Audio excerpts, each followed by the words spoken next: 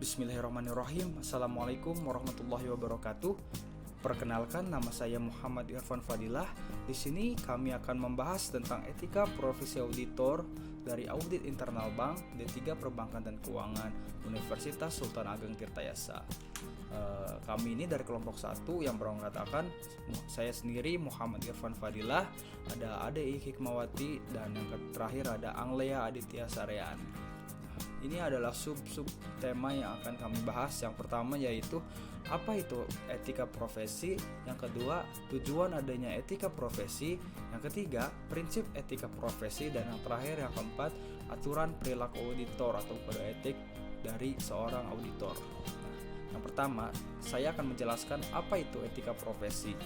Nah, dimulai dari apa itu etika. Etika merupakan hal yang harus dimiliki dimanapun kita berada, baik di lingkungan rumah, di lingkungan masyarakat, hingga dalam dunia kerja.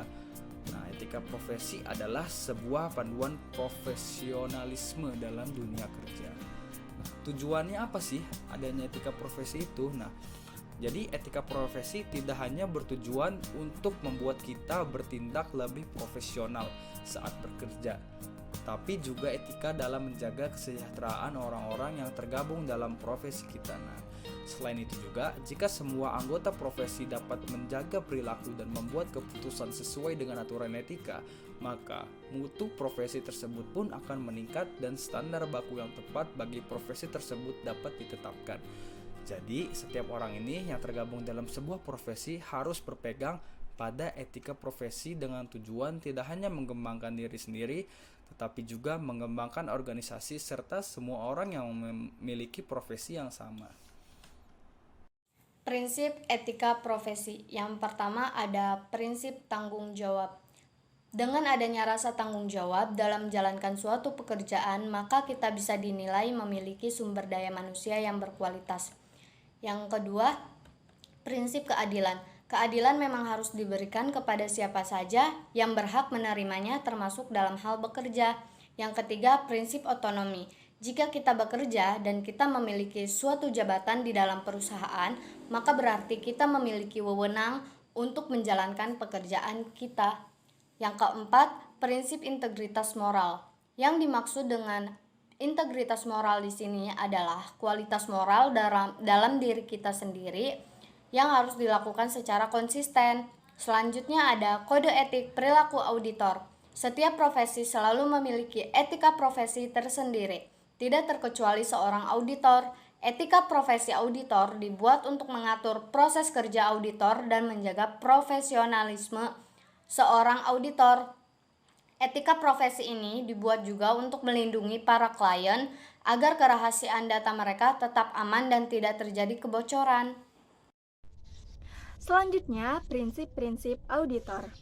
Ada beberapa prinsip-prinsip auditor, diantaranya yang pertama ada integritas. Nah, integritas ini akan membangun kepercayaan terhadap auditor internal sehingga dapat memberikan dasar keyakinan atas penilaian yang dilakukannya. Yang kedua, objektivitas. Auditor internal menunjukkan objektivitas profesional yang tinggi dalam mengumpulkan, mengevaluasi, dan mengkomunikasikan informasi terkait aktivitas dan proses yang sedang diperiksa. Auditor internal menilai secara seimbang atas semua keadaan yang relevan dan tidak dipengaruhi oleh kepentingan pribadi atau pihak lainnya dalam memutuskan. Prinsip yang ketiga yaitu kerahasiaan.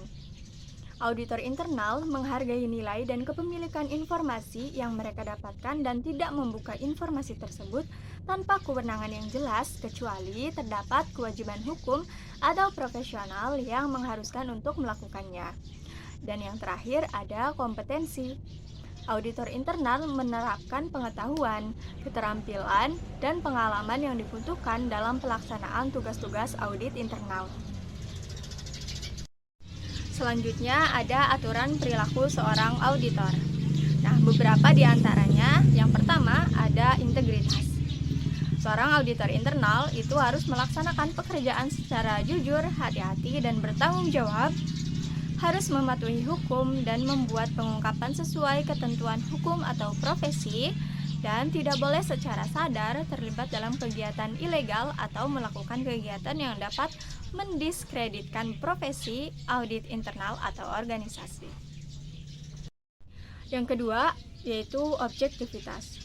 Nah, seorang auditor internal itu tidak boleh terlibat dalam kegiatan atau hubungan apapun yang dapat atau patut diduga dapat menghalangi penilaian secara adil, termasuk kegiatan atau hubungan apapun yang mengakibatkan timbulnya pertentangan kepentingan dengan organisasi. Lalu tidak boleh menerima apapun yang dapat atau patut diduga dapat mengganggu pertimbangan profesionalnya, dan harus mengungkapkan semua fakta material yang diketahuinya yang apabila tidak diungkapkan dapat mendistorsi laporan atas kegiatan yang direview. Yang ketiga adalah kerahasiaan. Nah, seorang auditor internal itu harus berhati-hati dalam menggunakan dan menjaga informasi yang diperoleh selama melaksanakan tugas. Dan juga tidak boleh menggunakan informasi untuk kepentingan pribadi atau untuk hal-hal yang bertentangan dengan hukum atau merugikan tujuan organisasi yang sah dan etis. Aturan perilaku yang terakhir yaitu kompetensi.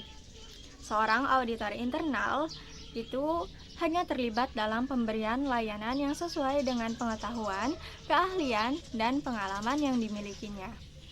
Lalu, harus memberikan layanan audit internal sesuai dengan standar praktik profesional audit internal dan harus senantiasa meningkatkan keahlian, efektivitas, dan kualitas layanan secara berkelanjutan. Baiklah, mungkin itu saja sedikit penjelasan dari kelompok kami. Kurang dan lebihnya mohon maaf, semoga bermanfaat. Wassalamualaikum warahmatullahi wabarakatuh.